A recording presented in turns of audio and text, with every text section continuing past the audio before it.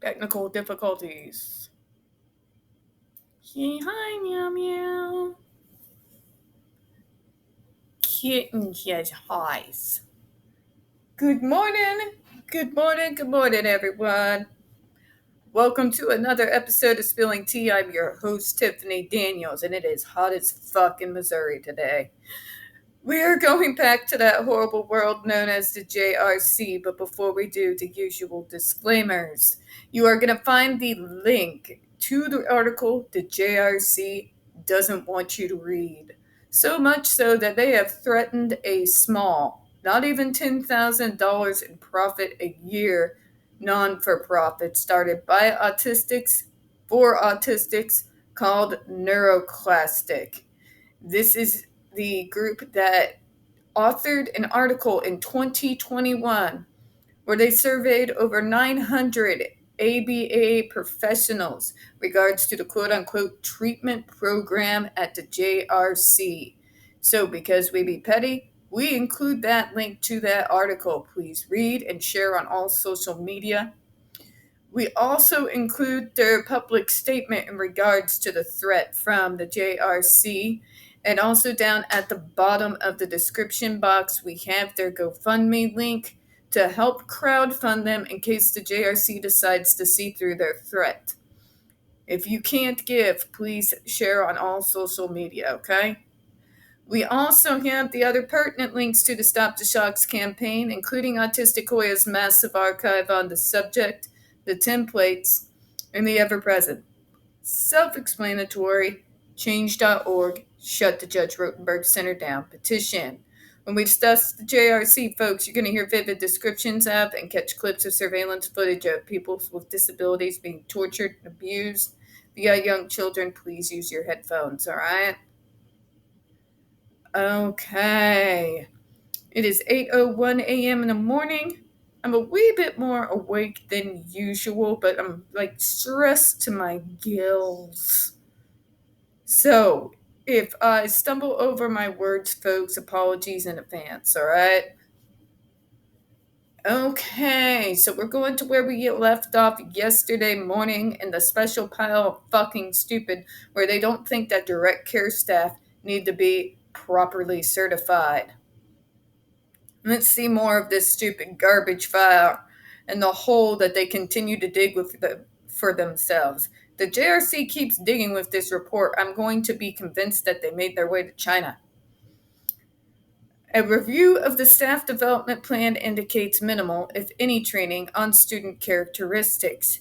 Yeah, it does. It really does. But let's see the garbage fire they're going to regurgitate on us this morning, shall we? God help us all. No, but seriously. This is not true. Staff must successfully complete 2 weeks, 8 hours per day of training and a comprehensive exam before they are allowed to work with the students. Again, you are not understanding or comprehending, JRC, that 2 weeks is not fucking good enough. Not on anywhere on this planet. For any direct care staff, anywhere, is it good enough except for you people. 2 weeks is not well trained. 2 weeks is not enough to obtain a state regulated everywhere fucking else certification before you're allowed to work with the students or any other person with a neurodevelopmental disability or mental health issues for that matter. Why in the name of God do these people think 2 weeks is sufficient? That'd be like throwing a medical assistant straight into work in an ER after only 2 weeks of training. Yeah, ask anyone who's ever been a medical assistant how well that's going to go. A substantial part of the 2 weeks of training is training on student characteristics. Can I say it again? 2 weeks is not near goddamn enough to train on student characteristics, especially on the varying different kinds of layers of the disability. Autism is fucking complicated as fuck and varies from person to person who has it. 2 weeks isn't good enough, JRC. The same can be said for any other fucking disability. Yes, including physical disabilities as well. This is a joke. We do the bare minimum in Missouri. Literally the bare fucking minimum, which is still not good enough. With 6 weeks of training and certifications. And we still, us disabled people, every time we get a new CI or direct care staff, have to explain to them how to do their jobs. Without fail, every goddamn time. And that's after a 6-week program and certifications. Please don't blow smoke up my ass and tell me it smells like roses. Jesus Christ. In addition, both during the training and on just about every day thereafter, the staff learn more about the characteristics of the students with whom they are working. Explain to me, JRC, how the fuck they are supposed to be allowed to do that with your behavior treatment program. How in the name of fuck are you supposed to learn about characteristics of the individual you're treating when you're treating them with a fucking cookie cutter plan which focuses on the negatives? And oh my god, if they don't do those behaviors listed on their sheet, they get a lollipop. You can hear my level of skepticism, yes? The JRC know the students' characteristics very well, including but not limited to the students' preferences for rewards, the students' educational strengths and weaknesses, the students' positive and problematic behaviors, including antecedent behaviors, etc. Really? Do they? Or do they know what the clinicians tell them to know? Or what you tell them to know? There is a vast difference between someone who is well trained in the goddamn field, being direct care staff, and the people who come from these people. You can always tell if you've had direct care staff or CIs, also known as community integrators, who knows their shit and who doesn't, and you as a person with a disability can determine it like that. Like that, folks. You can tell right off the fucking bat who knows their shit and who doesn't. It's not difficult for us with disabilities to be able to determine.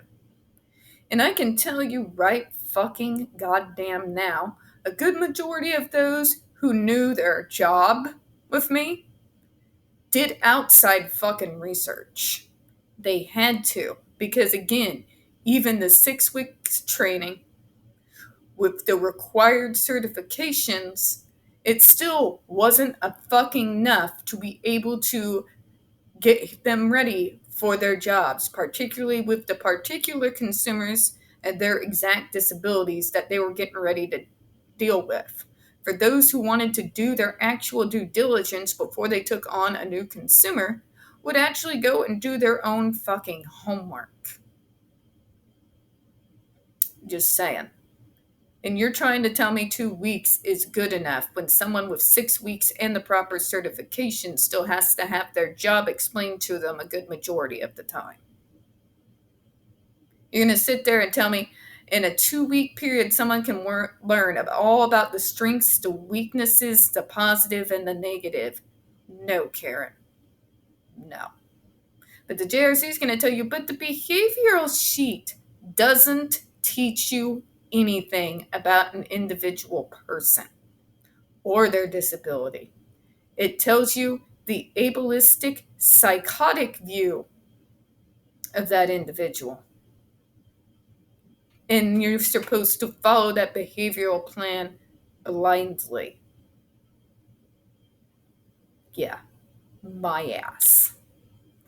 This is just another unfair criticism of a group of dedicated people at the JRC who deserve respect and admiration for working with some of the most dangerous students in the nation. Oh, we're gonna fucking blame us. I'm so dangerous, folks. Did you know that?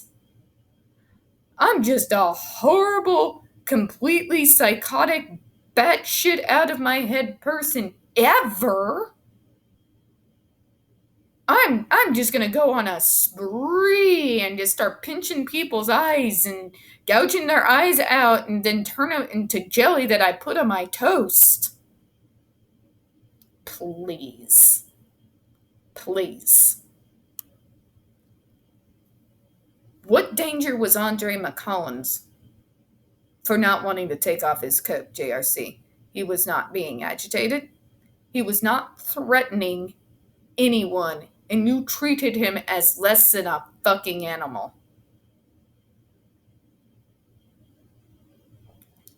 It is not an unfair criticism to ask for direct care staff to at least be held up to the standards of the bare fucking minimum requirements that every other direct care staff has to meet in the fucking state. Bare minimum.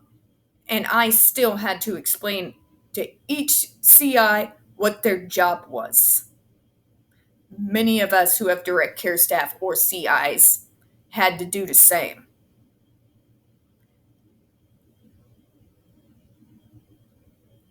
I'm sorry, but it's kind of hard to respect an individual who doesn't know what the fuck they're doing. You are just throwing them out there with fucking nothing to go on, handing them a remote control to fucking torture people. Does anyone else see the glaring problems here? It's not unfair criticism. We're not picking on you, JRC. We are asking you to literally do the bare fucking minimum here. The bare minimum. Certifications, at least 6 weeks in training, just like every other state in the union.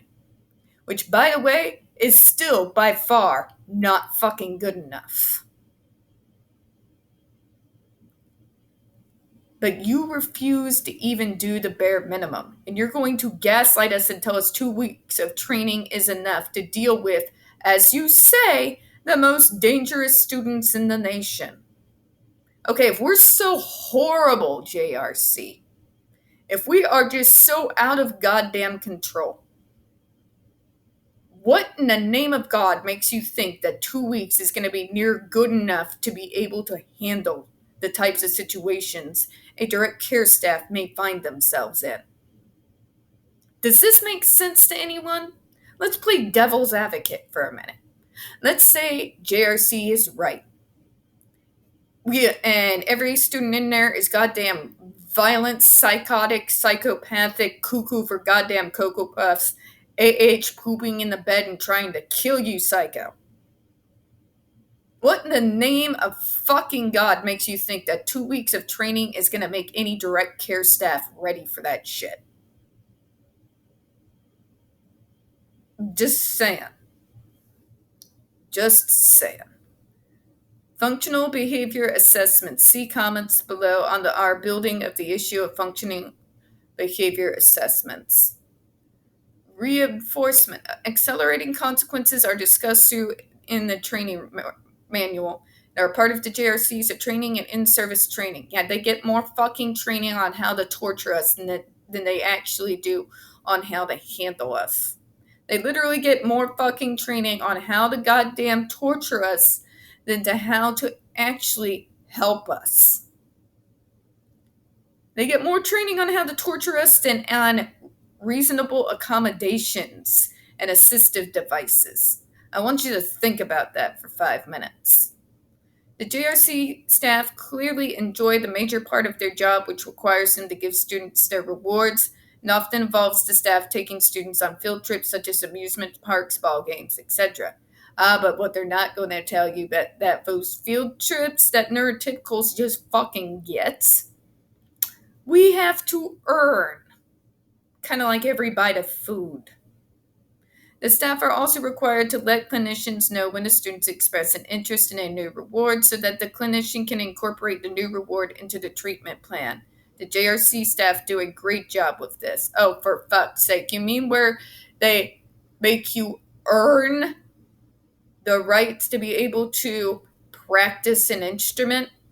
Again, the same shit we give to neurotypical kids that they don't have to fucking earn. How do I know this? Remember, I went to a neurotypical fucking school.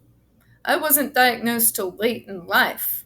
I was automatically given lessons and help when I needed it when I was playing flute and band. I spent many the afternoon after school with my band director in order to focus on how to better play my instrument of choice. Granted, I was obsessed with getting into Juilliard at the time, so I was all about whatever additional help I could fucking get. But I didn't have to earn the right to my hobby. No kid should have to earn the right to their hobby. That's disgusting. I shouldn't have to earn the right to the field trip that every neurotypical gets regardless of whether they're well behaved or not. It's a joke, and it's a bad one.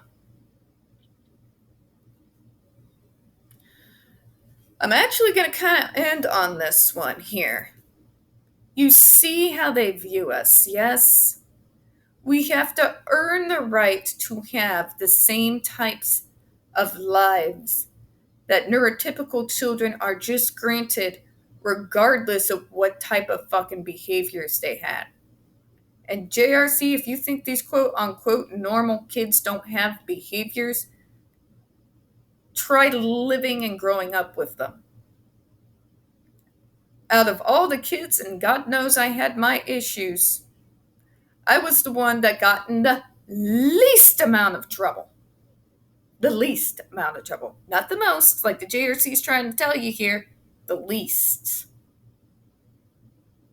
The least amount of trouble. Out of all 4 kids. Okay?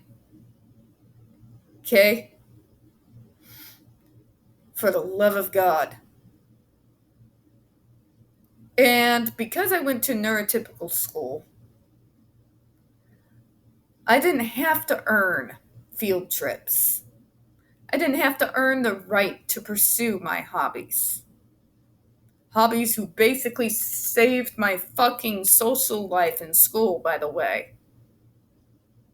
And actually helped me get out of being constantly bullied by neurotypical kids.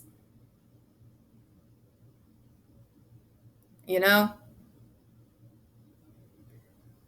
This environment you are forcing autistics to be under, where you make them feel that they are not good enough as they are as human beings, but that we have to earn the right to be treated like human beings. Earn the right to be able to breathe, live, and be out in our communities is the most disgusting, dehumanizing thing on the planet. And to gaslight further and say how we're all so fucking violent,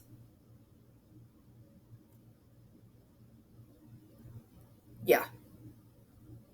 Sorry. And they're going to tell you all of this while at the very same time telling you that 2 weeks is enough for someone to be well trained to be direct care staff. That 2 weeks is good enough to be able a person to determine strengths and weaknesses and how to handle rewards and all this bullshit. It's goddamn garbage. It's garbage, and deep down, they fucking know it is. Their behavior program is a bad joke. The actual fact is the survivors who have left this place took years of working through the trauma and the PTSD that was forced upon them by this place before they began to resemble their old selves again. These people have not the first fucking clue what they're doing. And the fact that they get away with having direct care staff with no certifications and the bare fucking minimum should disturb everyone. should disturb everyone. I'm going to close out on that this morning. We don't get very many views on this channel, especially on this subject, and the few that we do get do tend to get removed from time to time. So please don't forget to hit that like button, hit subscribe, don't forget to comment, and for the love of God, pray they open my goddamn poll soon. I do appreciate your time this morning, and as always, we here at Spilling Tea hope you have a good one. Bye-bye.